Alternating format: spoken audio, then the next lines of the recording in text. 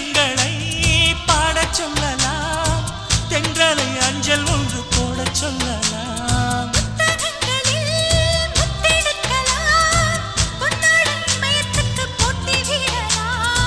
பூமிக்கு பொட்டு வைத்து பார்க்கலாம் பார்க்கலாம் பூவுக்கும் ஆடை தைத்து போடலாமா